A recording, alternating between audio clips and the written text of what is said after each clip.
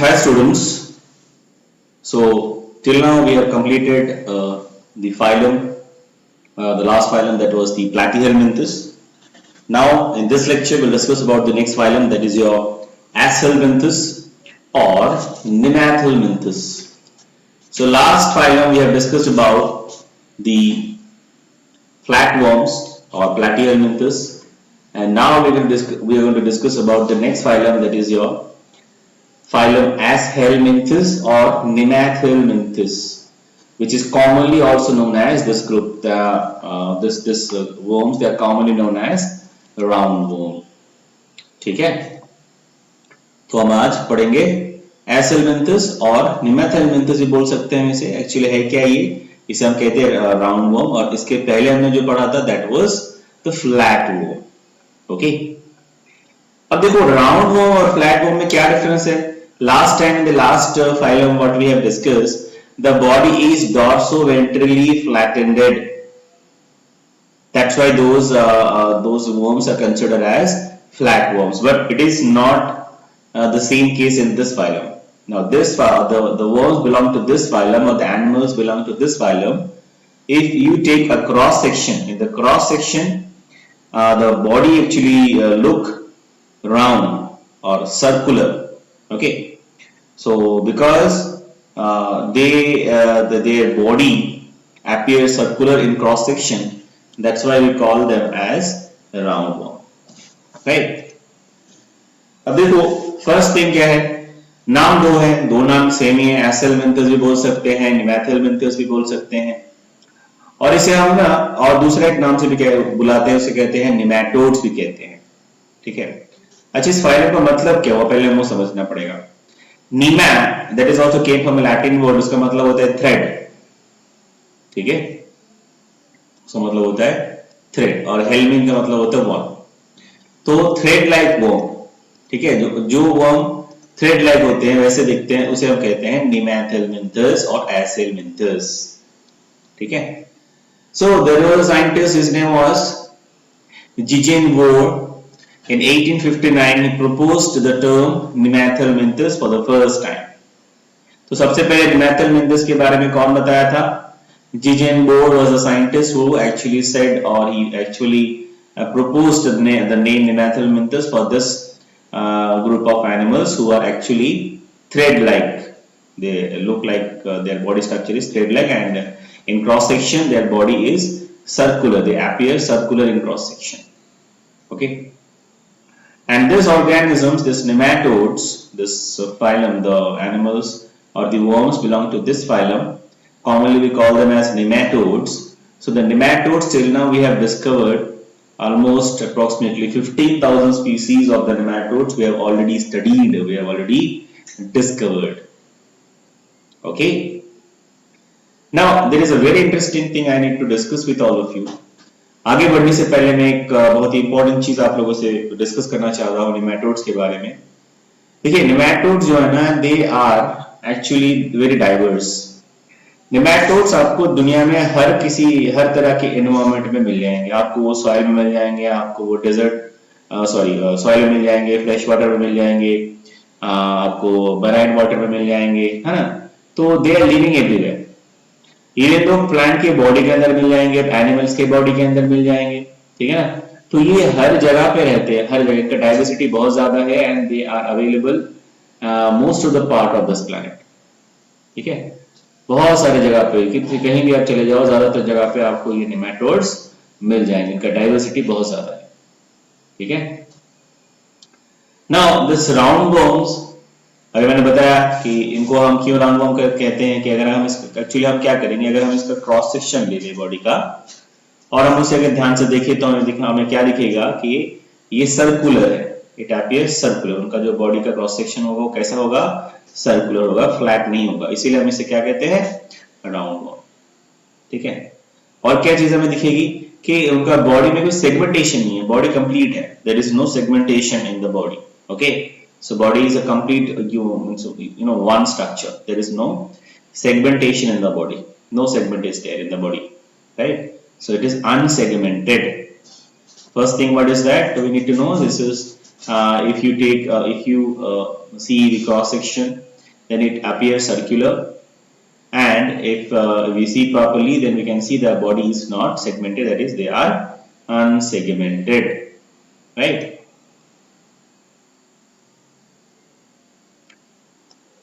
And see, there are many roundworms there, or they actually live in parasite mode as well. जैसे मैंने अभी बताया आपको कि बहुत सारे आपको राउंडवर्म्स या फिर जो नेमाटोड्स है वो आपको प्लांट के बॉडी के अंदर भी मिल जाएंगे as a parasite, endoparasite. ऐसे एनिमल्स के बॉडी के भी अंदर मिल जाएगा, हम आगे और डिस्कस करेंगे तो और क्लियर होगा विद एग्जांपल। तो हमें क्या है ना, जो आपके राउंडवर्म है वो हमें एंडोपैरासाइट के रूप में मिल सकता है एनिमल्स के बॉडी में, प्लांट्स के बॉडी में, या फिर हमें वो फ्री लिविंग स्टेट में भी मिल सकता है। तो फ्री लिविंग स्टेट में भी ये मिलेंगे और एज ए एंडोपैरासाइट भी हमें मिलेंगे। लेकिन प्लैटीहेलमिंथस में क्या था, ज्यादा से ज्यादा जितने भी आपके एनिमल्स थे उस ग्रुप में वो क्या थे, सब एंडोपैरासाइट थे। लेकिन इसमें ऐसा नहीं है, इसमें हमें एंडोपैरासाइट वाला भी मिलेगा जो प्लांट्स और एनिमल के बॉडी के अंदर रहता है, और हमें फ्री लिविंग वाला भी मिलेगा जो कि बाहर एनवायरनमेंट में नॉर्मली रहता है, ठीक है। और हमें कहाँ कहाँ मिल सकता है, फ्रेश वाटर में मिल सकता है, सी वाटर में मिल सकता है, मिट्टी में मतलब सॉइल में मिल सकता है, हर जगह पे हमें मिल जाएगा ये, ठीक है। इसका डाइवर्सिटी बहुत ज्यादा है, ये हर जगह में मिलेगा, हर जगह ये सर्वाइव करता है, ठीक है। अच्छा, अब अगर हम इसका बॉडी वॉल देखेंगे तो हमें क्या पता चलेगा कि इसका बॉडी वॉल जो है ना बेसिकली बहुत फर्म होता है और उसमें क्यूटिकल लेयर होता है, ठीक है। अब क्यूटिकल लेयर क्या होता है ना, it's providing them like protection, first layer of protection of their body wall, of their body, and it is also providing the moisture, like moisture. It is also helping the to maintain the moisture, and also it is helping for the respiration as well, okay। अब देखो इनका जो epidermis होता है सिंसाइटिकल होता है, ठीक है। और इसके अंदर क्या होता है, जो सिंसाइटिकल जो एपिडर्मिस है उसके बाद आपको क्या मिलेगा, मसल लेयर होता है, ठीक है।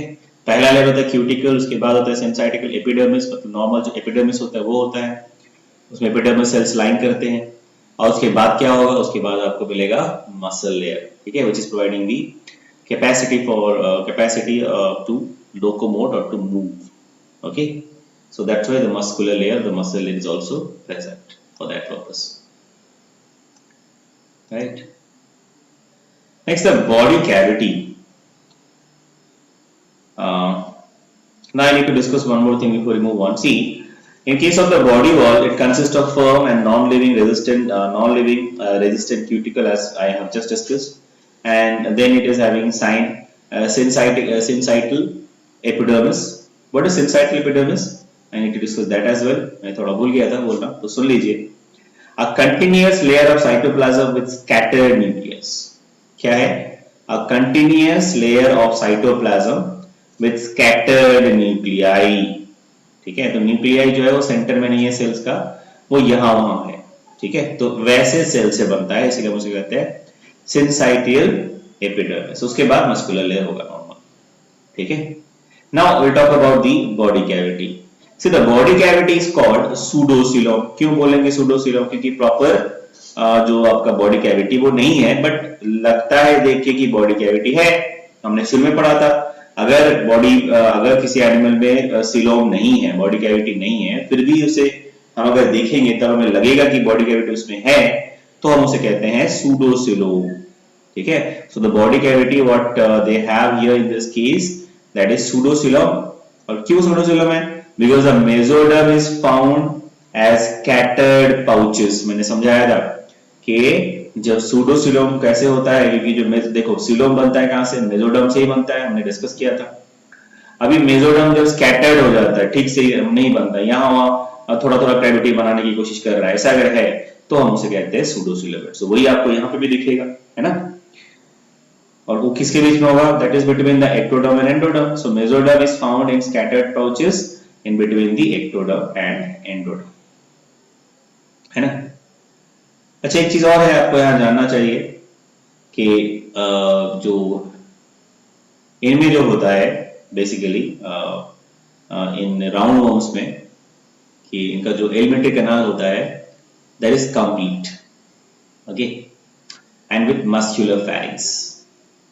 कंप्लीट होता है एलिमेंट्री कैनाल, मतलब उनका इनटेक के लिए एक पार्ट रहता है जिसे हम माउथ माउथ कह सकते हैं, और एक्सक्रीशन के लिए भी एक सेपरेट पार्ट है, उसे हम कहते हैं एनस। तो ये दो ही चीज होता है, मतलब पूरा एलिमेंट्री कैनाल कंप्लीट होता है। अब देखो उसमें अभी राउंड माउस में क्या है ना, इनमें स्केलेटल, रेस्पिरेटरी, सर्कुलेटरी सिस्टम अलग से स्पेशलाइज नहीं होता, ठीक है। सो हम कह सकते हैं इट इज एब्सेंट, नहीं होता है बिल्कुल, ठीक है। अब देखो इसमें स्केलेटन तो सिस्टम नहीं है, लेकिन फिर भी इसका बॉडी का स्ट्रक्चर जो है, फ्रेमवर्क जो है वो मेंटेन रहता है ना। वो कैसे रहता है, जबकि इसके पास कोई भी स्केलेटन नहीं है ना। तो वो होता है ऐसे कि उसे हम कहते हैं हाइड्रोस्केलेटन। अब हाइड्रोस्केलेटन का मतलब पहले समझना होगा आपको। स्केलेटन का फंक्शन क्या है, हमने डिस्कस किया था ऑलरेडी कि स्केलेटन का फंक्शन होता है बॉडी का फ्रेमवर्क देना, प्रॉपर स्ट्रक्चर देना, ताकि बॉडी ठीक से मूव कर सके, लोकोमोट कर सके, इसके लिए। तो इसके लिए हमारे पास बहुत सारे ऑप्शन है, हमने डिस्कस किया था। एंडोस्केलेटन होता है, एक्सोस्केलेटन होता है। तो यहाँ पे क्या होगा, यहाँ पे क्योंकि हमने अभी डिस्कस किया कि इसमें सूडोसिलम होता है, एक्टोडर्म और एंडोडर्म के बीच में होता है। तो वो जो सूडोसिलोमिक ये जो पार्ट है, वहां पे क्या होगा ना, सूडोसिलोमिक फ्लूइड रहता है एक्टोडर्म और एंडोडर्म के बीच में। और वो सूडोसिलोमिक फ्लूइड क्या करता है, it is working as an hydroskeleton and that is providing the shape and the framework to this organism, ठीक है। सो वैसे करते हैं, hydroskeleton is the like it is responsible for providing the framework or the structure of this animal in this case. अच्छा, अब gaseous exchange कैसे होता है इनके केस में, है ना, वो भी हमें जानना पड़ेगा, जबकि कोई प्रॉपर रेस्पिरेटरी सिस्टम तो इनका है नहीं। देखो गैसियस जो एक्सचेंज होता है ना, ये होता है आपके in the cavity that is the pseudocoelom. Pseudocoelom में ही जो है जो गैसियस एक्सचेंज होता है that is your aerobic respiration and occurs by diffusion through the body surfaces. मैंने शुरू में बताया था आपको, जब हम बात कर रहे थे बॉडी वॉल के बारे में, तो मैंने बताया कि बॉडी वॉल जो होता है, बॉडी वॉल में उनका फर्स्ट जो लेयर है उसमें उनको क्या रहते हैं, क्यूटिकल रहते हैं। Cuticle is a moisture layer of moisture, right, and that cuticle layer is actually helping in the exchange of gases, right, bye simple diffusion, okay, through the body surface. तो इनके केस में जो राउंडम होते हैं, इनके case में जो आपके एक्सचेंज ऑफ गैसेस वो कैसे होता है, it is done by simple diffusion through the body surfaces, okay। and अब बोलोगे सर फिर सर्कुलेटरी सिस्टम या फिर पूरे बॉडी में उनको जो न्यूट्रिशन का या फिर सारे मटेरियल्स का, including your gases and other nutritive material, how it is transporting to all over the body. सारे जैसे हमारे कैसे ब्लड के थ्रू पूरे टिश्यू, हर टिश्यू में, हर सेल तक न्यूट्रिशन, गैस जो हमारा गैसेस एक्सचेंज वो सब होता है। इनके केस में क्या है, इनके केस में जो सूडोसिलोमिक फ्लूइड है ना, that is actually working as a transport material, ठीक है। इनके केस में ब्लड भी नहीं होता है और सर्कुलेटरी प्रॉपर सिस्टम नहीं है, लेकिन ये सूडोसिलोमिक जो फ्लूइड है that is working as transport material. I hope it is clear, right. Next हम डिस्कस करेंगे next part, that is your excretory system, ठीक है। अब एक्सक्रीटरी सिस्टम कैसे बनता है, इनमें थोड़ा सा समझिए इसको। देखो एक्सक्रीटरी सिस्टम इनमें जो है आपका that is actually made up of, और the excretory system is consist of gland cells, or one type of cell, special type of cell is present that is called gland cells, or of canal, network of canal, or of both। या तो gland cells से ही बन जाएगा, या तो canal जैसे structure रहते हैं उनके बॉडी में, जिससे कि एलिमेंट जो एक्सक्रीशन होता है, या फिर क्या हो सकता है, ये कैनाल और ग्लैंड सेल दोनों ही हो सकते हैं, और दोनों मिलके ही उनका एक्सक्रीटरी सिस्टम बनता है। लेकिन अगर हम एस्केरिस की बात करेंगे, जो कि एग्जांपल है आपके राउंड वॉर्म का, बहुत ही फेमस और कॉमन एग्जांपल एस्केरिस रैम्बिकॉइड्स, ठीक है। उसमें क्या होता है ना, एच शेप, क्या H shape, capital in English alphabet capital H shape excretory system of canals and complicated giant cells called renate cells are it is present। तो एस्केरिस के केस में थोड़ा अलग है, उनमें क्या होता है, एच शेप एक्सक्रीटरी सिस्टम होता है जो कि कैनाल से बनता है, and also it is also accompanied by a giant cell that is called renate cell। So in as a whole or in total we can say the renate cell is the main excretory organ working in case of ascaris, ठीक है। तो अगर ऐसा सवाल आए कि रिनेट cell किसका excretory part है, तो हम कह सकते हैं एस्केरिस लिम्बोकॉइड्स, इसका मतलब है राउंड वॉर्म का, है ना। अब देखो एक्सक्रीशन तो हमें पता चल गया कि एक्सक्रीटेड प्रोडक्ट क्या है, हमें पता चला। अब एक्सक्रीटरी ऑर्गन हमें पता चला, लेकिन एक्सक्रीटरी प्रोडक्ट क्या है। देखो मेनली क्या है ना, ammonia is the main excretory matter in case of the round warm, but again Ascaris के केस में क्या होता है ना, यूरिया निकालते हैं। नॉर्मली क्या है, राउंड वॉर्म मैक्सिमम जितने भी राउंड वॉर्म है वो क्या करते हैं, अमोनिया रिलीज करते हैं अपने बॉडी से as the main excretory product, nitrogenous waste.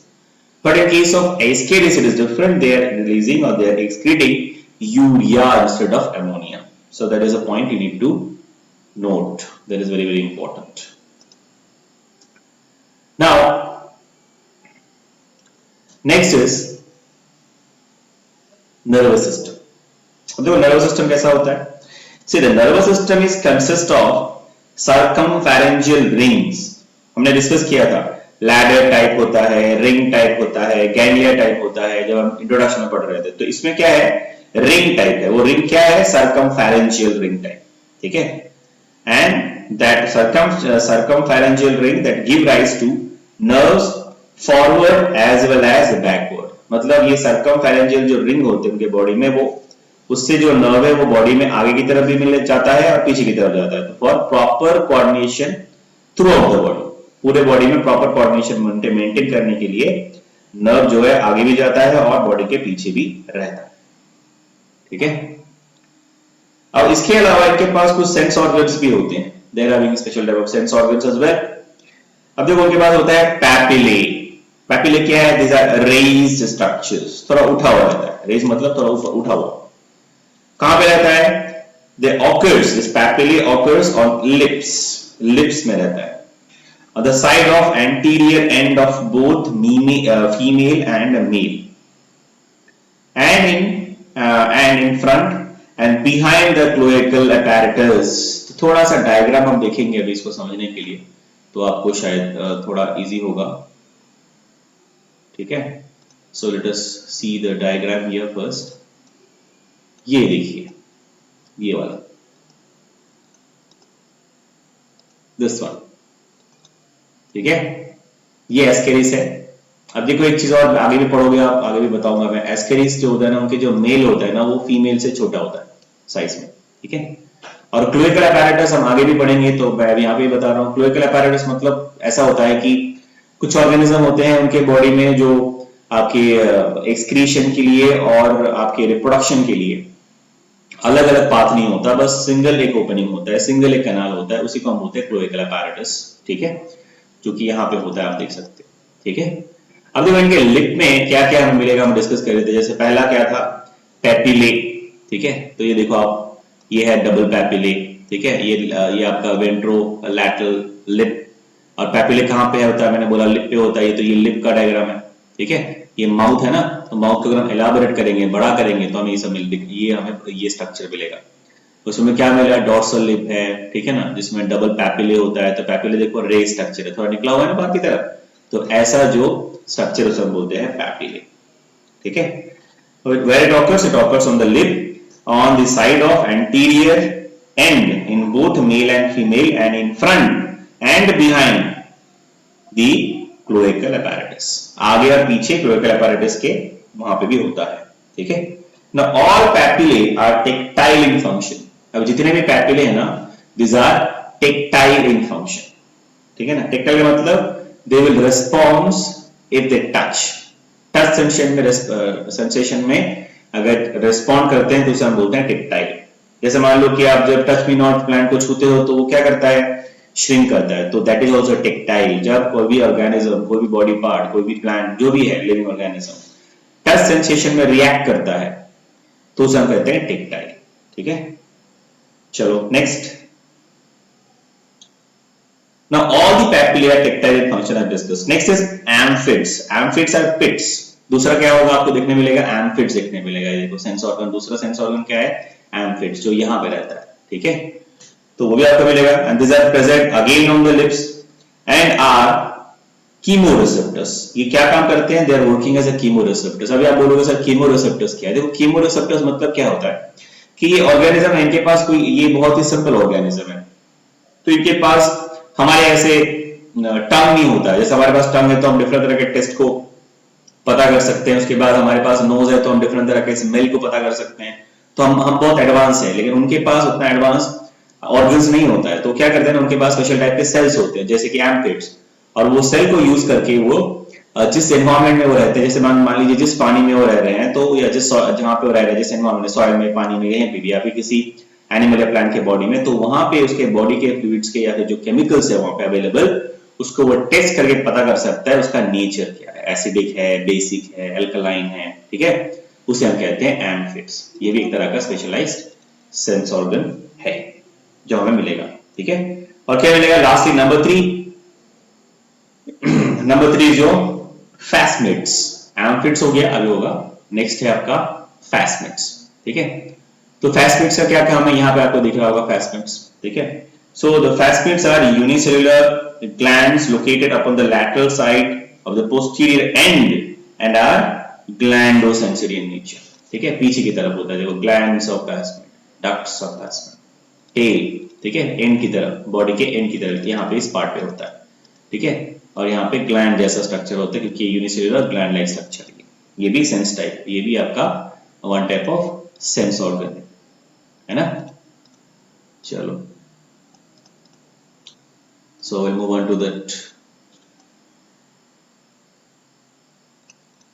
we'll move on to the next part. We'll go back to the slide and we'll discuss again, ठीक है। Yeah, so these are the things I have discussed. अभी हमने discuss किया ना कि इनके पास जो sense organ होते हैं क्या क्या होते हैं। पैपिले वो कहाँ होता है, आपका जो एम्फिड्स है वो कहाँ होता है, फैस्मिड वो कहाँ होता है, हमने सब वो डिस्कस किया विद डायग्राम, ठीक है। Now the next thing we need to know about the sex. See the sexes are basically separate. Normally sexes क्या होता है ना, उनमें सेपरेट सेक्सेस होते हैं। इसका मतलब क्या होते हैं, वो डायशियस होते हैं, they are dioecious in nature. The sexes are separate, the sex are not present in a single organism, they are not hermaphrodites. इनके केस में क्या होता है, मेल और जो बॉर्म है वो अलग होगा, फीमेल बॉर्म है वो जो अलग होगा, ठीक है। And generally they show sexual dimorphism. जैसे अभी मैंने बताया कि एस्कैरिस के केस में क्या होता है, फीमेल का साइज बड़ा होता है और मेल का साइज छोटा होता है। और भी एग्जांपल, और भी डिफरेंसेस है, जैसे आपके क्लोएकल अपैरेटस होते हैं, ठीक है ना। तो वो हम देखेंगे आगे जाके। अभी देखो डेवलपमेंट कैसा होता है, डेवलपमेंट जो है डायरेक्ट भी हो सकता है, इनडायरेक्ट भी हो सकता है, ठीक है। तो डायरेक्ट डेवलपमेंट भी हो सकता है और इनडायरेक्ट, मतलब लार्वल फॉर्म पहले बन के फिर इंडिविजुअल डेवलप हो सकता है, या फिर डायरेक्ट इंडिविजुअल भी डेवलप हो सकता है, एडल्ट बन सकता है, तो पॉसिबिलिटी है।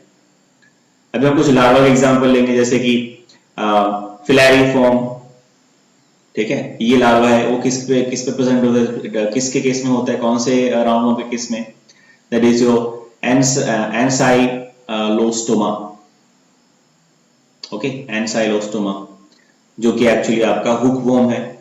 दूसरा लार्वा देख लेते हैं, क्या है, microfilaria larva, it is found in which area, that is your filarial warm.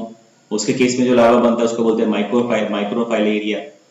Then रैबिटिफॉर्म larva, वो हमें किसके केस में मिलेगा, एस्केरिस और एंटेरोबियस, दैट इज योर पिनवॉर्म। इनके केस में ये वाला लार्वा रैबिटिफॉर्म लार्वा हमें मिलेगा, ठीक है। So those are some examples. Now we need to discuss the classification. अब हम क्लासिफिकेशन के बारे में बात करें। देखो बेसिकली आपका ये जो पूरा फाइलम है, जो आपका राउंड वॉर्म का नेमाटोड्स या एसेलमिंथस या नेमाथेलमिंथस भी कह सकते हैं, हम बेसिकली दो क्लास में डिवाइड किया है, ठीक है। तो हम एक एक करके डिस्कस करेंगे। पहला क्या है, पहला class number 1 is Amphasmidia. Amphasmidia this is first class, ठीक है। इनमें क्या होता है ना, फैस्मिड जो हमने डिस्कस किया था, सेंस ऑर्गन है, वो एब्सेंट होता है, नहीं होता है। और क्या होता है, एम्फिड्स आर ऑफ वेरियस टाइप्स। फैस्मिड्स तो होगा ही नहीं, लेकिन एम्फिड्स होगा, वो भी बहुत तरह का हो सकता है। इनका एग्जांपल क्या है, ट्राइकिनेला, जिसको हम बोलते हैं ट्राइकिना वोम, और ट्राइक्यूरिस और विच वोम, ठीक है, ट्राइक्यूरिस और विच वोम। अब जो विच वोम है उसको भी हम आगे पढ़ेंगे, तो ये एग्जांपल्स है दो। नेक्स्ट है क्लास नंबर 2, इसमें क्या होते हैं Phasmidia. Now in this case इस क्लास में क्या होगा, phasmids are present near hind end of the body. तो फैस्मिड्स होते हैं लेकिन कहां पे होते हैं, near the hind end of the body, ठीक है। सो हाइंड एंड जो होगा उसके उस जगह पे आपको ये फैस्मिड जो मिलेंगे इनके केस में। एग्जाम्पल क्या है, एस्केरिस, जिस हम दूसरे हिसाब से जिसको हम बोलते हैं दूसरे in different way we can call it as giant intestinal round. Commonly हम क्या कहते हैं इस एस्केरिस को, जायंट इंटेस्टाइनल वो, ठीक है। और क्या एग्जांपल है, Enterobius is also one example, ठीक है। So this two are example, okay. अब देखो next we will discuss certain examples. जो इंपॉर्टेंट कुछ एग्जांपल्स है हमें वो डिस्कस करना पड़ेगा। शुरू में मैंने बताया कि Ascaris is a very important example. तो एस्केरिस का पूरा नाम क्या है, साइंटिफिक नाम क्या है, एस्केरिस लम्ब्रिकोइड्स। एस्केरिस क्या है, लम्ब्रिकोइड्स और लम्ब्रिकोइड्स जो भी कहो, ठीक है। So Ascaris lumbricoides is the first example we need to discuss, ठीक है। अब देखो it is also known as giant intestinal roundworm, ठीक है। अब Ascaris lumbricoides is an endoparasite, अंदर रहता है। कहां पे रहता है, of small intestine in case of human being. It is more common in children, बच्चों में बहुत ज्यादा ये दिखता है, ठीक है। बच्चों में ये वाला जो एस्केरिस लम्ब्रिकोइड्स बहुत ज्यादा होता है। और कहां पे मिलेगा आपको, ये स्मॉल इंटेस्टाइन में रहता है ये। Now the adult worm live for about 1 to 2 years। तो ये जो worm है अगर ये मैच्योर हो गया तो कितना दिन जी सकता है, 1 से 2 साल जी सकता है। There is no secondary host in the life cycle of the parasite। इसका कोई भी सेकेंडरी अलग से होस्ट नहीं होता, ठीक है। प्राइमरी होस्ट जो है आपका ह्यूमन बीइंग है वही होता है और इनका कोई सेकेंडरी होस्ट नहीं होता। Now the next, the mouth of Ascaris is bounded by 3 lip। Diagram में हमने देखा था, फिर से बता रहा हूं मैं। 1 dorsal and 2 ventrolateral। एक dorsal lip होता है, दूसरा क्या होता है, ventrolateral lips होते हैं। दो ventrolateral होता है, एक dorsal lip होता है। Now the dorsal lip has 2 double papillae। dorsal lip पे 2 double मतलब 2 papillae होते हैं, double। While each ventrolateral lip has 1 double papillae, ठीक है। उनके केस में क्या देखा हमने, डॉर्सल में 2 डबल पैपिले और वेंट्रोलैटरल में क्या होगा, 1 डबल पैपिले होता है बस। And 1 simple lateral papillae and a amphid is also present, ठीक है। अब हमने क्या बताया था आपको, शुरू में मैंने आपको क्या बताया था कि पैपिले आर टेक्टाइल, मतलब they respond to touch sensation, right. And amphids are chemoreceptors, वही मैंने बताया था आपको। And the animal shows sexual dimorphism, that is also clear। And the phaspids are a pair of unicellular gland। हमने बताया था मैंने आपको डायग्राम के साथ थोड़ी देर पहले कि टेल पार्ट में रहता है, यूनिसेलुलर होता है gland, and that open outside on the lateral side of the tail। Tail के पार्ट से निकलता है बाहर, वहां से। इसका ओपनिंग कहां से, टेल के पास से। और है क्या ये, these are glandosensory in nature, ठीक है। अब देखते हैं थोड़ा, हमें एक इसके बाद आगे जाना होगा और हमें देखना पड़ेगा, अगर हम एस्केरिस के बारे में बात करेंगे, अगर एस्केरिस मेल और फीमेल है तो दोनों में डिफरेंस क्या है, ये बहुत इंपॉर्टेंट है, ठीक है ना। तो ये मेल है, ये फीमेल है, ठीक है। सॉरी, ये मेल है, ये फीमेल है। अब देखो यहाँ पे आपको एक बहुत इंटरेस्टिंग स्पाइन लाइक स्ट्रक्चर दिख रहे होंगे, दो छोटे छोटे, ठीक है। This are called cloacal apparatus, ठीक है। This is also one distinguishing feature of male and female, ठीक है। दोनों में लैटरल लाइन होता है, देखो लैटरल लाइन है, इसमें भी है, इसमें भी है। और साइज आप देखो फीमेल का थोड़ा बड़ा है, किससे, मेल से, ठीक है। सो we'll actually differentiate between the male and female with a small table। First क्या है, in case of mail it is smaller than female, ये पहला इसका फीचर है। दूसरा क्या है, फीमेल में क्या है, it is larger than male, okay, next point क्या है? See in case of male the posterior end is curved, थोड़ा कर्व होता है पोस्टीरियर एंड जो होता है, but in case of female the posterior end is straight, सीधा होता है, कोई भी कर्व नहीं होता। Next, in case of male a cloaca for receiving is receiving anus and genital opening is present and the cloaca present outside through cloacal apparatus.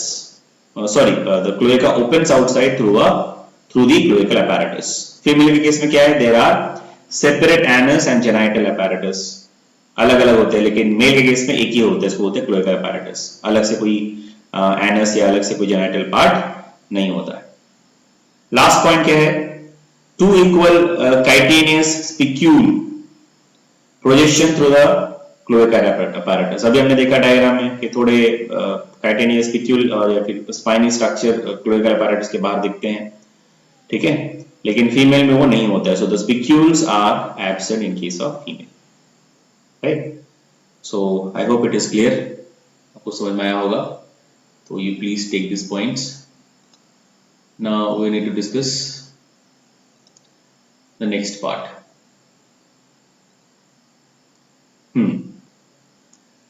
The next thing about the ascaris, see it cause a disease। अगर Ascaris का infection हो गया किसी को, अगर पेट में, specially अगर बच्चों में ज्यादा दिखता है कि इंटेस्टाइन में अगर ये एस्केरिस सेटल हो गया, then we can call that condition as ascariasis, ठीक है। And since a large number of adult Ascaris worm normally infest a single host, they obstruct the intestinal passage and thereby cause abdominal discomfort like colic pains।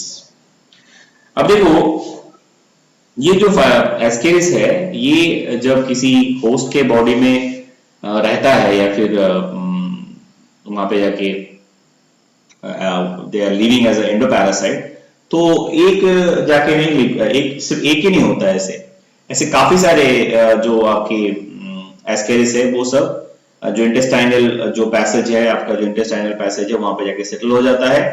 इससे क्या होगा? Patient को बहुत सारा symptoms भी मिलेंगे। इसके लिए बहुत patients will show some symptoms. क्या क्या सिम्टम्स है? उनको पेन होगा, डिस्कम्फर्ट होगा, ये सब आपको उनको कंटिन्यूसली पता चलेगा, ठीक है। And also the patient may suffer from impaired digestion and diarrhea and what vomiting। Diarrhoea भी हो सकता है उनको, डाइजेशन में प्रॉब्लम हो सकता है, वोमिटिंग भी हो सकता है, ठीक है। और किसमें ज्यादा होता है? In case of children where the ascaris infection is quite common। अब देखो, उसमें अगर बच्चों में, अगर छोटे बच्चों में अगर ये एस्केरिस का बहुत सारे एस्केरिस अगर इंटेस्टाइनल पैसेज में जाके जमा हो गया और वो रह गए, वहां पे रहना शुरू कर दिया, तो क्या होगा? बच्चों का जो प्रॉपर न्यूट्रिशन वो नहीं मिलेगा, क्योंकि एस्केरिस वो सारा न्यूट्रिशन गेन कर रहा है। इससे क्या होगा? बच्चों को जो ग्रोथ है वो रिटार्डेड हो जाएगा, body growth will be retarded as a result. अब देखो, डेवलपमेंटल पीरियड होता है जब बच्चे होते हैं, तो वो धीरे धीरे बड़े होते हैं। So at that time the nutrition is very very important. अगर न्यूट्रिशन नहीं मिलेगा ठीक से, तो मेंटल कैपेसिटी भी ठीक से डेवलप नहीं होगा। So the mental inefficiency can also be seen in this case, ठीक है। अब सवाल है कि सर ये ठीक कैसे होगा? देखो, ठीक करने के लिए ना, there are some anti helminth drugs are also available.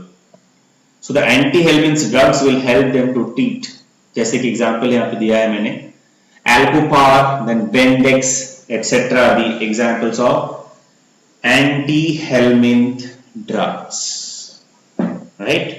That was the first example. So let us discuss the second example, ठीक है। second example क्या है? Ancylostoma duodenala और duodenale। Ancylostoma duodenale कॉमनली हम कहते हैं हुक वोम, ठीक है, ठीक है, इसके बारे में जानते हैं। अब देखो, it is found found as an endoparasite in the small intestine of the human being. ये भी स्मॉल इंटेस्टाइन में मिलता है आपको, ये भी आपका एंडोपैरासाइट है, ठीक है। No intermediatory host, just like the Ascaris, इसका भी कोई इंटरमीडिएटरी होस्ट नहीं होता। Its larva enter the human body. Actually इसका लार्वा जो है ना, वो हमारे बॉडी में घुस जाता है। कहां से आता है? From the moist soil. तो ये जो आपका मॉइस्ट सॉइल होता है, जैसे अगर हम गार्डन में काम कर रहे हैं या हम खेती कर रहे हैं, तो जहां पे मॉइस्ट सॉइल होता है वहां पे ये लार्वा पनपता है, तो उससे हमारे बॉडी में ये आ सकता है। तो अगर आ गया तब हमारे बॉडी में जाके एंडोपैरासाइट के रूप में रहना शुरू कर देगा। ठीक है, अब वो कैसे आता है, क्योंकि इट कैन बोर, जब हम सॉइल को देखते हैं ना या फिर हाथ लगाते हैं, हम सॉइल को लेकर काम करते हैं, मॉइस्ट सॉइल में काम करते हैं, तो it can bore through the skin को पार करके हमारे फीट के, हमारे पैर के जो स्किन है उसको भी पार करके वो बॉडी के अंदर आ सकता है। ठीक है, और जो डिजीज ये कॉज करते हैं उसे हम कहते हैं एनसाइलोस्टोमियासिस। ठीक है, ancylostomiasis is a disease caused by this animal. Okay, next Wuchereria. Wuchereria is the next example, number 3। ठीक है, the Wuchereria is actually causing the filarial worm as well. ठीक है, अब जो एडल्ट विचेरिया, उसका साइंटिफिक नाम क्या है, विचेरिया बैंक्रोफिट और bancrofti. Wuchereria bancrofti is the scientific name of the Wucherial worm or filarial worm. See, they live as an endoparasite. ये भी endoparasite है। कहां पे रहता है, अभी देखो ये डिफरेंस है। ये कहां पे मिलता है, पहले तो हमने देखा वो स्मॉल इंटेस्टाइन में मिलते हैं, अब ये कहां रहता है, these are living in the lymphatic vessels and the lymph node of the human being। हमारे बॉडी में जो lymph nodes, lymphatic vessels है, वहां पे ये रहता है। And in this case, human being is actually the primary host। अभी दोनों पहले वाले दो एग्जांपल हमने जो पढ़े तो उसमें क्या था, कोई अलग से कोई होस्ट नहीं था, सिर्फ लार्वा बॉडी के अंदर आ जाता है, वहां पे डेवलप होकर वहीं पे रह जाता है। लेकिन इनके केस में क्या है, विचेरिया के केस में they are having primary and secondary host. Primary host क्या है, ह्यूमन बीइंग है। सेकेंडरी होस्ट कौन है, मॉस्किटो क्यूलेक्स और क्यूलेक्स मॉस्किटो। ओके, और वी कैन सेकेंडरी नहीं बोल सकते, हम उसे बोलते हैं इंटरमीडिएट होस्ट। प्लीज करेक्ट, उसे हम बोल सकते हैं इंटरमीडिएट होस्ट। ओके, अब इससे क्या समझ में आया कि देखिए इनका जो लाइफ साइकिल है दैट इज डाइजेनेटिक। ठीक है, दो एनिमल्स के बीच में उनका लाइफ साइकिल कंप्लीट होता है। Now this Wucheria are viviparous in nature। ठीक है, अभी करता क्या है, normally it is living in this lymph nodes and the lymph vessels ना, तो इससे क्या होगा, the lymph glands, okay, in the lymph glands the juvenile develops into adults। किसके juvenile, ये विचेरिया या फाइलेरियल वर्म के जो जुवेनाइल है, ये जो आपके लिम्फ ग्लैंड्स है, इसी में वो पनपता है, इसमें बढ़ता है। ठीक है, और इसी में वो मैच्योर हो जाता है। ठीक है, now the accumulation of these worm blocks the lymphatic system resulting in inflammation of lymph nodes। अब बिकॉज अब ये जो सारे आपके विचेरियल वर्म अगर लिम्फ नोड्स में रहना शुरू कर दिए तो क्या होगा, तो लिम्फेटिक प्रॉपर जो टोटल जो लिम्फेटिक सिस्टम है वो ब्लॉक हो जाता है, और क्योंकि वो ब्लॉक हो जाता है तो आपको बॉडी में क्या होगा, इन्फ्लेमेशन हो जाएगा, बॉडी स्वेलिंग दिखेगा, बॉडी स्वेल हो जाएगा डिफरेंट पार्ट्स में। राइट, कहां हो सकते हैं, देखिए हम देखेंगे आगे। It causes a serious disease known as elephantiasis. पहले भी आप लोगों ने पढ़ा होगा एलिफेंटियासिस के बारे में, पैर बहुत बड़े बड़े फूल जाते हैं। ठीक है ना, I will show you diagram. ठीक है, उसे हम बोलते हैं फाइलेरियासिस भी बोल सकते हैं। कौन करता है, ये विचेरियल जो आपके वर्म है, ये इनके लिए होता है। इससे क्या होगा, जो स्वेलिंग्स होगा, ये इन्फ्लेमेशन होगा, कहां होगा, we can see it is in the legs. हाँ, आपके पैर में दिखते हैं ज्यादातर, और कहां दिखेंगे, देख सकते हैं हम लोग आर्म में या स्कॉट्रम में। ठीक है, अब ये जो आपने पहले मैंने बात किया था कि आपके जो लार्वा फॉर्म है, लार्वल फॉर्म है विचेरिया का, उसका नाम है माइक्रोफाइलेरिया। ठीक है, so I hope it is clear. Next, so you can pause and take some notes about these Wucheria what I have discussed in detail now just now, so you can make a pause and you can write down the points, or you can repeat the points, you can listen the points again. Now the next is number 4. Number 4 is Enterobius। ठीक है, और Enterobius, इसका दूसरा नाम क्या है, Oxylius। ठीक है, इसे हम क्या कहते हैं, पिन वर्म। एक पिन होता है ना, वैसा दिखते हैं, बोलते हैं पिन वर्म। साइंटिफिक नेम क्या है, एंटेरोबियस वर्मिकुलरिस। ठीक है, क्या नाम है, एंटेरोबियस वर्मिकुलरिस। और हमें ये कहां मिलेगा, ये हमारे एलिमेंट्री कैनाल में मिलेगा, लेकिन अभी इंटेस्टाइन में नहीं, कहां मिलता है, सीकम वाले पार्ट में, हमारे जो एलिमेंट्री कैनाल में जो सीकम पार्ट है वहां पे मिलता है। ठीक है, और कहां पे मिल सकता है, colon and vermiform appendix of the human being. Colon में मिल सकता है, सीकम में मिल सकता है, अपेंडिक्स में भी मिल सकता है। ठीक है, और इसका भी जो लाइफ साइकिल है वो जो है डायजेनेटिक नहीं है। ठीक है, मोनोजेनेटिक है, मतलब ह्यूमन बॉडी के अंदर ही होता है development, complete life cycle complete होता है। ठीक है, इसे हमें उतना इसके बारे में और ज्यादा हमें नहीं जानना। ठीक है, नेक्स्ट है Trichinella. Trichinella, it is a fifth example. Now the the common name is Trichina worm or Trichina worm. अब जो एडल्ट जो ट्राइचिनेला होता है उसका साइंटिफिक नेम क्या है? ट्राइचिनेला स्पिरालिस। क्या कहते हैं उसे हम? Trichinella spiralis. It is found in the small intestine of the human being. देखो ये भी कहां मिलते हैं? स्मॉल इंटेस्टाइन में मिलते हैं। और किसमें? अभी सिर्फ ह्यूमन बीइंग में नहीं, we can also find this same worm in other mammals also, like pigs, domestic animals, rodents, etc. However, its encysted larvae are present in the striated muscle of the host. क्या बोल रहा है? बोल रहा है कि ये ह्यूमन के आपके स्मॉल इंटेस्टाइन में मिलेगा, या तो पिग के बॉडी में स्मॉल इंटेस्टाइन में, डोमेस्टिक एनिमल्स के, रोडेंट्स के बॉडी में उसके स्मॉल इंटेस्टाइन में मिलेगा। लेकिन इसका जो लार्वल स्टेज है वो कहां मिलता है? स्पेशली कहां रहता है? अगर हम देखेंगे ज्यादातर ये पिग का जो मसल होता है उसके अंदर ये रहता है। ठीक है ना, पिग अगर होस्ट है तो उसके मसल के अंदर, उसके मसल के बीच में रहता है, वहां पे डेवलप होता है, वहां पे पनपता है। ठीक है, और ये भी क्या होता है ना, they are also viviparous in nature, और इससे जो डिजीज होता है इस वर्म के लिए उसे हम कहते हैं ट्राइचिनेलोसिस। क्या कहते हैं हम उसे? ट्राइचिनेलोसिस। ठीक है, so that was all about the Trichinella. That was the fifth one. Next the sixth one. The sixth one is your Dracunculus. Dracunculus, और कॉमनली हम कहते हैं गुएने वर्म। साइंटिफिक नेम क्या है एडल्ट फॉर्म का? ड्रैक्यून्यूलियस और ड्रैक्यूनक्यूलस मेडिनेंसिस। ड्रैक्यूनक्यूलस मेडिनेंसिस is the scientific name. Okay, which occur in subcutaneous tissue of man. ठीक है, हमारे जो cutaneous लेयर होता है, मतलब outer most epidermis, skin, cutaneous मतलब स्किन, उसके नीचे वहां पे जाके सेटल हो जाता है ये। ठीक है, now when the host come in contact with the cold water. Okay, अब देखो, अब ये होता कैसे, हमें इंसान के बॉडी में आता कैसे? जब ठंडा पानी में हम ठंडे पानी के कांटेक्ट में हम आते हैं तो होता क्या एक्चुअली? अब देखो, जो फीमेल वर्म है वो होता क्या है ना, ये आपके बॉडी के स्किन के नीचे मिल जाएगा। ठीक है, और वो क्या करेगा ना, it is releasing the larva in the water.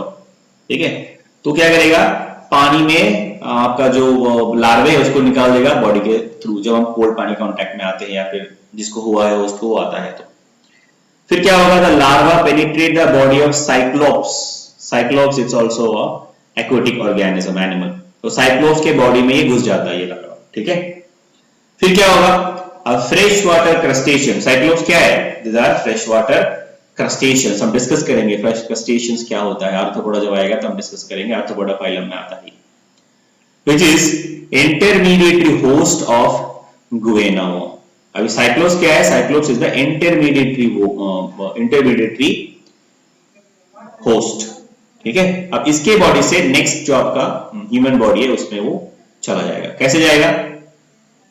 When the infected cyclope is taken in by man with water. हम क्या करते हैं ना, कभी कभी हम कहीं जाते हैं तो अगर हमें प्यास लगा तो हम क्या करते हैं, कहीं पे ठंड पानी का स्रोत है या कहीं पे, मतलब कोई भी अगर ऐसा पानी, अनट्रीटेड पानी हमने अगर डायरेक्ट कंज्यूम कर लिया तो उसमें अगर साइक्लोप्स था, क्योंकि ये माइक्रोस्कोपिक होते हैं, हमें दिखता नहीं, और उसके बॉडी में अगर ये जो आपका गुएना वर्म का लार्वा है और वो हमने बिना जाने पी लिया तो फिर हमें ये वाला डिजीज हो सकता है। ठीक है, और उस डिजीज का नाम क्या है? ड्रैकेनक्यूलियासिस। ड्रैकेनक्यूलियासिस डिजीज हम कहते हैं इसको। ठीक है, अच्छा, अभी जाके सेटल कहां होगा? फिर से इंटेस्टाइन में सेटल हो जाता है, इंसान के इंटेस्टाइन में जाकर सेटल होता है, वहां से न्यूट्रिशन गेन करता रहता है। ठीक है, नेक्स्ट सेकेंड लास्ट नंबर 7, ट्राइक्यूरिस। ट्राइक्यूरिस को हम बोलते हैं ना विच वॉर्म। विच वॉर्म मतलब, विच मतलब जानते हैं आप लोग शायद, क्या कहें हम उसको, चाबुक जानते हैं ना। It's a strip of leather or length of cord fastened to a handle use for flogging or beating a person or for urging, you know like on an animal. तो आपने चाबुक देखा होगा ना, वैसा दिखता है और वैसा ये दिखने में होते हैं, इसीलिए हम इसे कहते हैं विच। विच मतलब क्या है? चाबुक।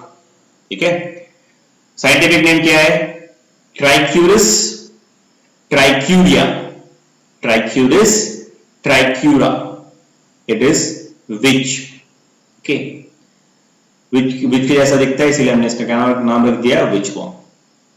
और ये रहता कहां पे? हमारे ह्यूमन बीइंग में, स्पेशली चिल्ड्रन में। कहां पे मिलेगा आपको? ये सीकम वाले पार्ट में, एलिमेंट्री कैनाल के सीकम वाले पार्ट में मिल सकता है, अपेंडिक्स में मिल सकता है, कोलन में मिल सकता है, ये कहीं पे मिल जाएगा।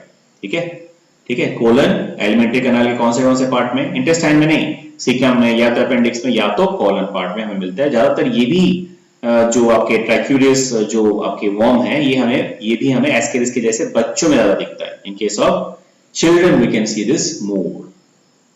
ठीक है, next the last one, Loa. Loa ये बहुत इंटरेस्टिंग है, इसे हम कॉमनली कहते हैं आई वॉर्म। क्या कहते हैं इसे? हम आई वॉर्म कहते हैं। ठीक है, सो आई वॉर्म हम इसे क्यों कहते हैं? क्योंकि the reason is the Loa loa lives in subdermal connective tissue of man and baboon. Baboon मतलब these are large monkeys of Africa। Africa में कुछ बड़े बड़े मंकी होते हैं जिनका जो फेस होता है ना वो डॉग लाइक होता है। I hope you have seen in some Animal Planet बबून।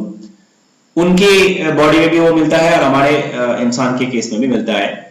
So the man actually get infected और infection by you know like by a vector.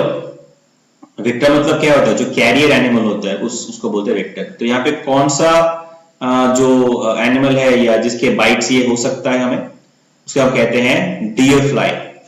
ठीक है, डियर फ्लाई कहते हैं, या फिर रायप्स। ठीक है, दूसरा नाम क्या है? चिराप्स। तो चिराप्स और डियर फ्लाई अगर ये काट दिया हमें तो ये लोया लोया हो सकता है, जो कि सबडर्मल कनेक्टिव टिश्यू के बीच में रहता है हमारे बॉडी। मतलब वो आंखों के बिल्कुल जो कनेक्टिव टिश्यू है वहां पे वो पनपता है, वहां पे वो डेवलप करता है। ठीक है, और ये डिजीज जो कॉज करता है उसे हम कहते हैं लोयासिस। ठीक है, और इसका जो कैरेक्टरिस्टिक फीचर क्या है? इसका फीचर क्या है? सबक्यूटेनियस स्वेलिंग, थोड़ा स्वेलिंग हमें दिखेगा मोस्टली अराउंड द आई, आंखों के चारों तरफ हमें स्वेलिंग दिखेगा। And this can also cause conjunctivitis in eye as well. और धीरे धीरे जब ये डेवलप होने लग जाएगा, जब इसका नंबर बढ़ जाएगा, तो ये हमें हमारे आंखों से विजिबल, हम इसको देख भी सकते हैं हमारे आंखों में। ये अगर ये डेवलप हो गया प्रॉपर्ली तो हमें दिखता भी है ये, इसीलिए हम इसे कहते हैं आई वॉर्म, लोया लोया। ठीक है, सो हमने अभी तक जो भी डिस्कस किया उसका एक डायग्राम भी हम देखेंगे और दो एक पिक्चर्स भी मैं आपको दिखाऊंगा। ठीक है, तो शुरू से आप देखिए, ये आपका ये जो डायग्राम है ना, this is the diagram for Trichuris. Trichuris का ये डायग्राम है, ये मेल होता है ट्राइक्यूलिस का, ये फीमेल होता है। देखो मेल डिफरेंशिएट हो रहा है ना, इनके पास स्पिक्यूल्स होता है अलग से, देखो यहाँ पे प्रोजेक्शंस है, फीमेल में नहीं होता। दूसरा है रैबिटेटिस। ठीक है, अब रैबिटेटिस क्या है ना, ये थोड़ा मुझे बताना पड़ेगा आपको। Rhabditis it's a different genus and this genus include free living and you know semi parasitic forms of worms. तो इसमें इस ग्रुप में जो होता है ना, कुछ सेमी पैरासाइटिक भी होते हैं, कुछ फ्री लिविंग्स भी होते हैं। ठीक है, और साइंटिफिक नेम क्या होता है इनका? रेबिटेटिस मेयोपेसी। रेबिटेटिस मेयोपेसी, MAUPASI, रेबिटेटिस मेयोपेसी। और रहते कहां पे हैं? In soil. ठीक है, और इनके पास जो मेल होता है ना, उनके पास एक स्पेशल स्ट्रक्चर होता है जो बोलते हैं कॉप्युलेटरी बुर्सा। क्या कहते हैं, कॉप्यूलेटरी बुर्सा। वो कहां रहते हैं, at the posterior end of the body for copulation. यहां पे आप देख सकते हो ये रहता है, ये मेल वाला है, मेल आपका रेबिडिटस है, इस पे कॉप्यूलेटरी बुर्सा होता है, जिससे कि ये during the time of reproduction they actually mate, for mating it is useful, right. Now next Dracunculus discuss किया हमने, ड्रैक्यूनक्यूलस, तो ये है ड्रैक्यूनक्यूलस। देखो मेल छोटा होता है फीमेल से, इनमें भी स्पिक्यूल्स होता है, ठीक है। आप डिफरेंस देखो, मेल कितना छोटा है, फीमेल कितना बड़ा है ना। चलिए दूसरे भी देख लेते हैं। So if you want to draw it, you can pause and you can draw, but I will tell you that all these diagrams are not necessary. You can draw some few diagrams like loya you can draw, then ascaris you can draw, ठीक है। तो सब draw करने की जरूरत नहीं है, आप दो एक ड्रॉ कर लेना, बाकी आप पढ़ लेना। नेक्स्ट है ये देखो, हमने बात किया था ट्राइकिनेला स्पिरालिस। तो ट्राइकिनेला स्पिरालिस के बारे में मैंने बताया था आपको, तो मेल, ये आपका मेल है, ठीक है, ए दैट इज अ मेल, फिर से छोटा है, देखो साइज में फीमेल से नॉर्मली छोटे होते हैं ये वॉर्म जो होते हैं ना मेल वाले आपके फीमेल से। और मैंने क्या बताया था कि पिग के मसल्स के अंदर इसका लार्वा डेवलप होता है। देखो ये पिग का मसल का डायग्राम है, जिसके बीच बीच में इनका ये लार्वा डेवलप होता रहता है, ठीक है। ये देखो लोया, मैं आपको एक प्रॉपर पिक्चर भी दिखाऊंगा लोया का, और एलिफेंटासिस या फाइलेरियासिस होने से कैसा होता है उसका एक डायग्राम, एक इमेज में दिखाऊंगा रियल। अभी देखो लोया में क्या है, आई वॉर्म, मतलब ये आंखों के, यहाँ आंखों में भी हमें क्योंकि यहीं पे तो पनपता है ना कि सबक्यूटेनियस जो आपका कनेक्टिव टिश्यू है वहां पे पनपता है, हमने भी पढ़ा सबडर्मल कनेक्टिव टिश्यू।